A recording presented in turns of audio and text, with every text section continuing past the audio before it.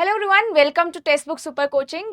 आज की वीडियो में मैं आपको बताने वाली हूँ कि यहाँ पर जो भी स्टूडेंट दिसंबर का गोल बना के चले हैं और जिनको दिसंबर में एग्जामिनेशन देना है, जिनका गोल था कि हमें दिसंबर में यूजीसी नेट जेआरएफ को क्रैक करना है, और जो कुछ ऐसे नए स्टूडेंट होंगे जिन्होंने अभी शुरुआत से प्रिपरेशन करना चालू किया होगा, एकदम स्क्रैच से पढ़ना चालू किया होगा, तो उन सभी के लिए मैं बताना चाहती हूँ कि अगर आप होम साइंस की प्रिपरेशन कर रहे हो तो आपका स्टडी प्लान क्या होना चाहिए, एलिजिबिलिटी क्या होती है यूजीसी नेट के लिए, यूजीसी नेट होता क्या है, एग्जाम पैटर्न क्या होता है, इसका सिलेबस क्या होता है, ये पूरे डिटेल्ड इंफॉर्मेशन मैं आपको इस वीडियो में देने वाली हूं। जो भी एस्पिरेंट होम साइंस की प्रिपरेशन कर रहा है, किस तरीके से क्वेश्चंस आते हैं, कैसे आपको स्टडी प्लान बनाना है for the December examination, what is your eligibility, what is UGC net, what is the exam pattern and the syllabus of home science. So let's discuss one by one. ठीक है, हमें one by one करके सारी चीजों को discuss करते हैं। Guys, सबसे पहले हम बात करते हैं यहाँ पर कि यूजीसी नेट क्या होता है। ठीक है, यूजीसी नेट क्या होता है, यूजीसी नेट की एलिजिबिलिटी क्या होती है, कितने एग्जाम्स होते हैं, आपकी एज लिमिट क्या है, कितने अटेम्प्ट्स आप दे सकते हो यूजीसी नेट में, and what is the syllabus of home science. तो ये सारे क्वेश्चंस ऐसे हैं जो एक नए स्टूडेंट के मन में घूमते रहते हैं कि सारी चीजें क्या होती हैं और हम किस तरीके से दिसंबर के एग्जाम का यहाँ पर जेआरएफ ला सकते हैं। आइए इन चीजों को एक एक करके डिस्कशन हम यहाँ पर शुरू करते हैं। सबसे पहले मैं आपको बताती हूँ कि यूजीसी नेट क्या होता है। आपको पता है यूजीसी क्या है, university grant commission national agency national eligibility test, जहां पर आपको असिस्टेंट प्रोफेसर बनने का मौका मिलता है और क्या मिलता है, आपको जेआरएफ मिलता है, जिसको हम जूनियर रिसर्च फेलोशिप बोलते हैं। जो स्टूडेंट मास्टर्स के बाद यहाँ पे पीएचडी में एडमिशन लेना चाहता है, उनको जेआरएफ चाहिए होता है, क्योंकि उनको फेलोशिप चाहिए होती है फॉर द रिसर्च। अगर आप रिसर्च एरिया में जाना चाहते हो, अगर आप पीएचडी परस्यू करना चाहते हो फर्दर, तो आपको जेआरएफ लाना पड़ता है। And JRF stands for junior research fellowship, जहां पर आपको फेलोशिप मिलता है। एंड जो नेट क्वालिफाई करता है, इसका मतलब they are eligible for the assistant professor. जो असिस्टेंट प्रोफेसर का ख्वाब लेके बैठते हैं, जिनका सपना होता है असिस्टेंट प्रोफेसर बनना, तो उनके लिए यूजीसी नेट जो है एनटीए, दैट इज बेसिकली आपका एग्जाम कंडक्ट करता है for the UGC net category.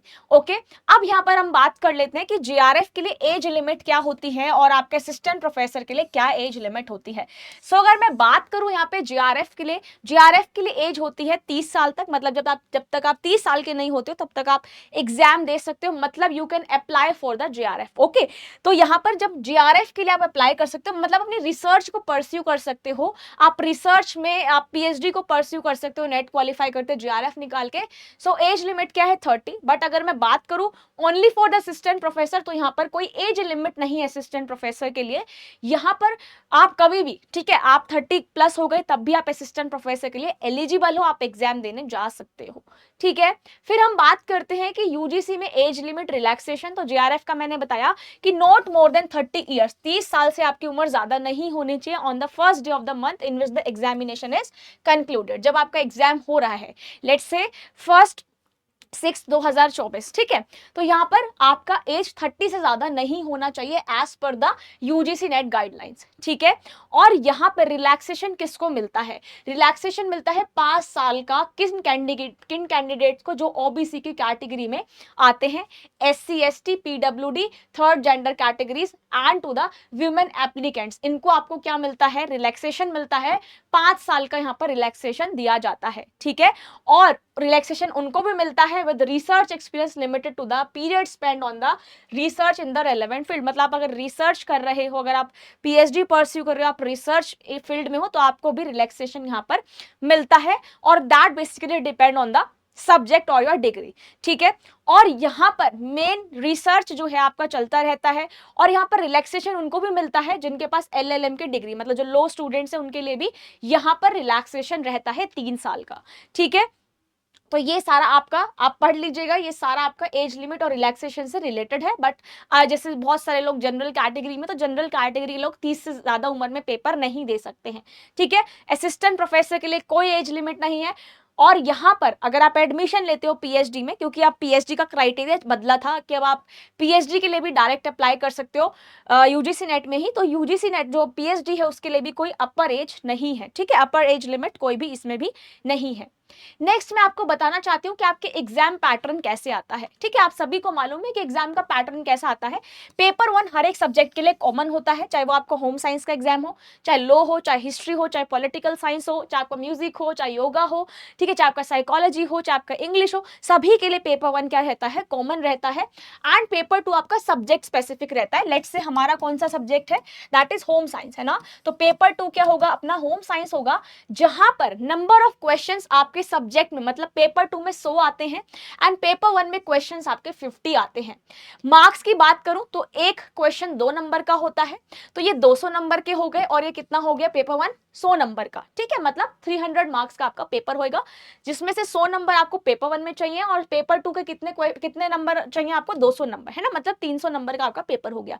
Duration क्या है, अगर आप डिवाइड करो तो 1 घंटे में ट्राई करो कि आपका पेपर 1 हो जाए, और पेपर 2 आपका 2 घंटे में होना चाहिए। इट्स जस्ट एन प्रिडिक्शन, क्योंकि अलग हर एक स्टूडेंट का अपना अपना क्राइटेरिया है, अपना अपना तरीके से वो पेपर को सॉल्व करते हैं। एमसीक्यूज आते हैं पेपर 1 में भी, पेपर 2 में भी। नेगेटिव मार्किंग अभी तक नहीं है, so this is the best opportunity to crack UGC NET examination for the December exam, क्योंकि अभी तक कोई भी नेगेटिव मार्किंग नहीं आई है। So this is the best opportunity for you guys. Marks जो मिलते हैं आपको, वो हर एक आंसर का नंबर 2 मिलते हैं, मतलब एक क्वेश्चन 2 नंबर का है तो आपको 2 मार्क्स मिलेंगे। नहीं गलत हो गया तो कोई बात नहीं, नेगेटिव मार्किंग इसमें नहीं है। फिर मैं बात करती हूं कि आपकी एलिजिबिलिटी क्या है। ठीक है, एलिजिबिलिटी क्या है, ये आपकी यूजीसी नेट की वेबसाइट पर डाउनलोडेड है, जहां पर लिखा है कि जो बच्चे हैं जिन्होंने मास्टर्स कंप्लीट किया है वो इस एग्जाम को दे सकते हैं। ऑल्सो जो फाइनल ईयर में है, जिनकी डिग्री मतलब जो मास्टर्स परस्यू कर रहा है, जो फाइनल ईयर में है, वो भी इस एग्जाम को क्या कर सकते हैं, अटेम्प्ट कर सकते हैं। ठीक है, तो ये है आपकी बेसिक एलिजिबिलिटी। मास्टर्स में आपको कितने मार्क्स चाहिए, एटलीस्ट 55% मार्क्स आपको चाहिए in case of OBC, SC, ST and PW. ठीक है, and third gender category candidates. आपको मास्टर्स डिग्री कंप्लीट होनी चाहिए, और उसके अंदर आप क्या कर सकते हो, जैसे मान लो किसी का जेआरएफ है तो जेआरएफ वैलिड रहता है, वहां पर जब तक वैलिडिटी होती है तब तक आप क्या कर सकते हो, पीएचडी के लिए जेआरएफ के लिए अप्लाई कर सकते हो। ठीक है, तो ये आपकी एक बेसिक एलिजिबिलिटी है, जहां पर आपको मास्टर डिग्री चाहिए होती है फ्रॉम अ रिकॉग्नाइज यूनिवर्सिटी और फ्रॉम अ इंस्टीट्यूशन। ठीक है, डिफरेंट डिफरेंट सब्जेक्ट्स हैं, जैसे आपका सोशल साइंस है, ह्यूमैनिटीज है, ठीक है, कंप्यूटर साइंस है, आपका इलेक्ट्रॉनिक साइंस है, ये सारे जो है आपके बहुत सारे सब्जेक्ट्स इसमें आते हैं। क्लियर। फिर यहाँ पर आता है आपका पेपर 1 का जो सिलेबस जाता है। देखो गाइस, पेपर 1 का जो सिलेबस जाता है, जो सभी के लिए कॉमन होता है, उसमें 10 यूनिट्स आती हैं। कौन कौन सी 10 यूनिट्स हैं? फर्स्ट यूनिट आती है आपकी teaching aptitude, research aptitude, comprehension, communication, reasoning, logical reasoning, DI that is data interpretation, information and communication technology, ICT. Ninth unit is people development and environment, and last unit is higher education system. So this is the syllabus of paper 1, जहां पर ये paper 1 सभी के लिए common होता है। तो इनमें से सारे क्वेश्चंस आपके एग्जाम में आते हैं, 50 क्वेश्चंस आते हैं। ठीक है, अब मैं अपने सब्जेक्ट की बात करती हूं, जो यहाँ पर पेपर 2 है, जो अपना पेपर 2 आता है होम साइंस का। अगर मैं उसकी बात करूं तो होम साइंस में ना डिफरेंट डिफरेंट स्पेशलाइजेशन है ना। मैंने आपको पहले भी बता चुकी हूँ कि ऐसे स्टूडेंट्स हैं जिन्होंने मास्टर्स फूड टेक्नोलॉजी या फूड साइंस में किया है, तो उनके लिए डिफिकल्टी हो जाती है टेक्सटाइल को समझना। कुछ ऐसे बच्चे होते हैं जिन्होंने टेक्सटाइल में मास्टर्स किया है, तो उनको फूड साइंस समझना मुश्किल हो जाता है। कुछ स्टूडेंट्स ने यहाँ पर फैशन डिजाइनिंग या फिर ह्यूमन एंड चाइल्ड डेवलपमेंट में मास्टर्स किया है, तो उनको फूड साइंस थोड़ी डिफिकल्ट हो जाती है समझनी। तो इसलिए अलग अलग स्पेशलाइजेशन होती है होम साइंस की। If you want to go for the research, अगर आप रिसर्च में जाते हो तो आप इन सारी कैटेगरी में अप्लाई कर सकते हो। मतलब अगर आपका होम साइंस जेआरएफ क्वालिफाई है तो आप इन सारी स्पेशलाइजेशन में अपनी पीएचडी को परस्यू कर सकते हो। ये सारे आप रिसर्च टॉपिक ले सकते हो।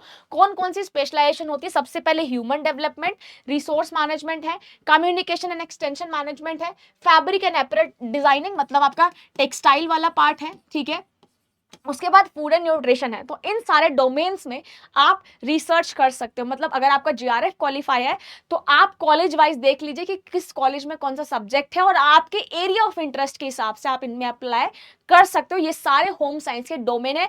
होम साइंस एक अम्ब्रेला है, उसके नीचे छोटे छोटे पार्ट्स बना दिए गए हैं। क्लियर। फिर यहाँ पर हम सिलेबस डिस्कस कर लेते हैं एक बार होम साइंस का, जिसमें पहली यूनिट आती है food science and food service management. तो बेसिक ये वाली यूनिट उन लोगों के लिए बहुत आसान है जो यहाँ पर जिन्होंने food technology, food and nutrition में मास्टर्स किया है, तो उनको ये सारे टॉपिक्स अच्छे से आते होंगे। तो फूड साइंस का ये है जिसमें आपसे quality valuation, objective, pigment, additive, standard, आपका इसमें एक और टॉपिक आता है जिसको हम नैनो टेक्नोलॉजी बोलते हैं, पैकेजिंग, ये सारी चीजें जो है आपसे पूछी जाती है। ठीक है, नैनो टेक्नोलॉजी हो गया, यहाँ पर पैकेजिंग हो गया, फूड पैकेजिंग हो गया, ये सारे क्वेश्चन, और मेनली आपका फूड माइक्रो भी आता है ना।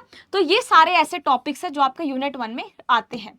नेक्स्ट आता है यहाँ पर यूनिट नंबर 2 जो आपका न्यूट्रिशन एंड डाइटेटिक्स है। ठीक है, ये मैंने कुछ इंपॉर्टेंट टॉपिक्स लिखे हैं, पूरा सिलेबस इसमें नहीं लिखा है। ठीक है, ये इंपॉर्टेंट टॉपिक्स भी हैं इसलिए मैंने लिखा है, क्योंकि सिलेबस आप सबको पीडीएफ में मिल जाता है। सो इंपॉर्टेंट टॉपिक्स ही मैंने यहाँ पर जान के लिखे हैं कि आप इन टॉपिक्स को बिल्कुल भी पढ़ना मत भूलिएगा। ठीक है, तो आप यहाँ पर इंपॉर्टेंट टॉपिक्स भी लिख सकते हैं और सिलेबस तो आप सभी को मिल ही जाएगा। So these are the important topics as well. Okay, फिर उसके बाद हम बात करते हैं न्यूट्रिशन और डाइटेटिक्स यूनिट की। ये भी उन स्टूडेंट्स के लिए आसान है जिन्होंने मास्टर्स फूड एंड न्यूट्रिशन में किया, टेक्सटाइल वालों के लिए थोड़ी सी टफ होगी। तो यहाँ पे न्यूट्रिशन डाइटेटिक्स में आप जो थेरेप्यूटिक डाइट्स पढ़ते हो, balance diet, food pyramids, types of nutrients, PHN पढ़ते हो, पब्लिक हेल्थ न्यूट्रिशन हो गया, क्लिनिकल थेरेप्यूटिक डाइट्स हो गई, डाइट काउंसलिंग मैनेजमेंट हो गई, डिजीज रिलेटेड जो भी थेरेप्यूटिक डाइट्स आती है वो भी आपके एग्जाम में पूछी जाती है। Now coming to the textile, जहाँ पे बिल्कुल एक नई यूनिट है, सबसे बड़ी यूनिट है, मैक्सिमम क्वेश्चन इस यूनिट से पूछे जाते हैं। तो टेक्सटाइल की टर्मिनोलॉजीज क्या है, फाइबर, यार्न, फैब्रिक, ये सब चीजें क्या होती है, स्पिनिंग क्या है, विविंग क्या है, निटिंग क्या है, ठीक है, कैसे आपका कपड़ा बनता है, वो सारे मेथड इसमें पूछे जाते हैं। साथ ही साथ उनकी प्रॉपर्टीज, फिनिशिंग, टेस्टिंग टेक्सटाइल की, ये सारी आपके सिलेबस में आती है। Now 4th unit is apparel designing. Apparel designing की कपड़ा कैसे बना है, कैसे हम कपड़े की मेजरमेंट करते हैं, कैसे उसकी टेस्टिंग करते हैं, कौन से टूल्स यूज करते हैं कपड़े को बनाने के लिए। एक कपड़े को बनाने के लिए एलिमेंट और प्रिंसिपल का यूज करते हैं, तो एलिमेंट और प्रिंसिपल क्या है, फैशन की टर्मिनोलॉजीज, पैटर्न कैसे बनता है, डार्ट्स कैसे बनती है, ये सारी एपरल डिजाइनिंग में आता है। Now 5th unit is resource management and consumer issues, जिसमें हमारा पूरा ह्यूमन रिसोर्स मैनेजमेंट आता है। ठीक है, फैमिली लाइफ साइकिल की स्टेजेस आती हैं, फंक्शंस आते हैं मैनेजमेंट के, मैनेजमेंट में कौन कौन सी थ्योरीज है, सारी थ्योरीज के बारे में आपसे पूछा जाता है।